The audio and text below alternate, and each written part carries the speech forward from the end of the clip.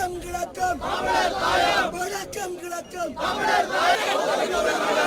அடிக்காதே அடிக்காதே அடிக்காதே அடிக்காதே அடிக்காதே அடிக்காதே அடிக்காதே அடிக்காதே அடி வாங்காதே அடி வாங்காதே அடி வாங்காதே அடி வாங்காதே அடி வாங்காதே அடி வாங்காதே சட்டவிரோத விகாரையை சட்டவிரோத விகாரைக்கு சட்டவிரோத விகாரைக்கு சட்டவிரோத விகாரைக்கு சட்டவிரோத விகாரைக்கு ஆயுதங்களுக்கு அடக்குமுறைக்கு ஆயுதங்களுக்கு அடக்குமுறைக்கு ஆயுதங்களுக்கு அடக்குமுறைக்கு ஆயுதங்களுக்கு அடக்குமுறைக்கு வெளியேறு வெளியேறு வெளியேறு வெளியேறு வெளியேறு வெளியேறு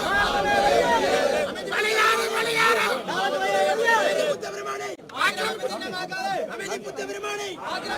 அனைவருக்கும் வணக்கம். அனைவருக்கும் வணக்கம். என்னன்னு சொன்னா, இன்றைக்கு தையிட்டியில வந்து ஒரு பெருந்திரளான மக்கள் வந்து கூடியிருக்கிறார்கள். என்னதுக்கான்னு சொன்னா, எங்களோட சொந்த நிலங்கள் வந்து பறிபோய் கொண்டிருக்கின்றன. பௌத்த மதத்தின் ஆக்கிரமிப்பு என்ற பேர்ல ஒரு புத்தரை கொண்டு வச்சு ஒரு பெரிய விகாரி ஒன்று கட்டி எழுப்பிற விஷயம் எல்லாருமே அறிஞ்சிருக்கிறீங்க. இப்ப இந்த இடத்துல வந்து நீங்க எல்லாருமே ஒரு கட்சி பேதம் இல்லாம ஒரு தனி மனிதனுக்கு இழைக்கப்பட்ட அநீதி என்று கருதாம இது ஒட்டுமொத்த இனத்துக்கான ஒரு போராட்டமாக கருதி எல்லா மக்களுமே இன்றைக்கு எனக்கு நடந்தது நாளைக்கு உங்களுக்கு நடக்கலாம். அதே மாதிரி உங்களோட காணியில இப்படி ஒரு விகாரையோ ஒரு சட்டவிரோத கட்டடம் உங்களோட அனுமதி இல்லாம அரசாங்கத்தாலோ பேரினவாதத்தால அமைக்கப்படைக்க உங்களுக்கு எவ்வளவு உணர்வு வருமோ அதே உணர்வுல தான் நாங்க நின்று எதிர்த்து போராடி கொண்டிருக்கிறோம். ஆகவே எங்களோட போராட்டத்தின் தன்மையை உணர்ந்து இந்த காலம் கனிஞ்சு வார வேளை வந்து எல்லாரும் உங்களோட ஆதரவை தர வேணும். இப்ப பௌத்த மத குருமார்கள் கூட எங்களுக்கு ஆதரவாக பல நேர்காணல்களை செய்திருக்கிறார்கள். நேற்றைய தினம் நாகதீப விகாராதிபதி அவர்கள் கூட தன்னுடைய காணிக்கு வருகை தந்து தன்னுடைய காணியை அடையாளப்படுத்தி இது ஒரு சட்டவிரோத விகாரை என்றதை வந்து அவர் வந்து ஊடகங்களுக்கு கூறியிருக்கிறார் ஆதாரத்துடன். ஆகவே அரசாங்கம் வந்து ஒரு மிக பாரிய நெருக்குதல்களுக்கு உள்ளாகி இருக்கிறது. இந்த மக்களுக்கு கட்டாயம் ஒரு நீதியான முறையில தீர்வு வழங்க வேண்டிய நெருக்கத்துல இந்த விடயம் போய்கொண்டிருக்கிற நேரத்துல கட்டாயம் எங்களுக்கு மக்களின் பலம் தேவை. போராட்டத்தின் மூலமே அன்றி வேறு எந்த ஒரு வழியிலையுமே நாங்கள் எங்களுடைய இலக்கு அடைய முடியாது. அரசாங்க அதிபர் அவர்கள் கூட விகாராதிபதியின் பக்கத்தில் நின்று எங்களோட நெகோசியேஷனுக்கு வருகிறார்களே தவிர எங்கட பிரச்சனையை நாங்கள் கேட்கிற தீர்வை வந்து அங்க போய் கதைச்சு எடுத்து தார நிலைமையில யாருமே எந்த ஒரு அரசு அதிகாரியும் இல்லை.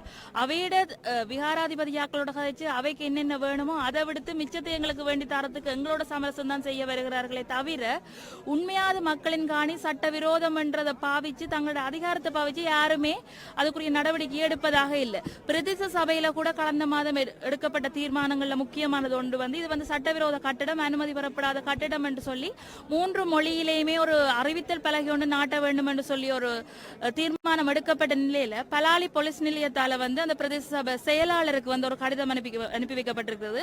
அவ்வாறு பெயர் பலகை அறிவித்தல் பலகை நாட்டப்படுகின்ற சமயத்திலே கட்டாயம் அந்த சபையினருக்கு எதிராக வழக்கு தாக்கல் செய்வதாக அந்த பலாலி போலீஸ் நிலையத்தினர் ஒரு அச்சுறுத்தும் வகையில் ஒரு கடிதம் ஒன்றினை அனுப்பினார்கள். அப்ப மக்களாகிய நீங்கள் கட்டாயம் சிந்திக்க வேணும்.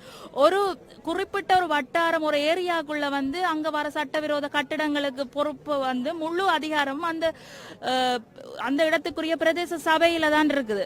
பிரதேச சபை நினைச்சா ஒரு சட்டவிரோத கட்டிடத்தை தாராளமா இடித்தழைக்க முடியும். ஆனால் இங்க எங்களது நிலைமை தமிழருக்குரிய நீதி என்ன சொல்லுதுன்னு சொன்னா ஒரு அறிவித்த பலகைய கூட நாட்ட முடியாத நிலைமையில தான் எங்களுக்கான நீதி போய் கொண்டிருக்கிறது. அப்ப மக்கள் தயவு செய்து புரிஞ்சு கொள்ள வேணும். இங்க யாரிடம் நாங்க தன்மையா போயோ பேச்சுவார்த்தை மூலமோ எதையுமே நாங்க புடுங்கி எடுக்கவே முடியாது.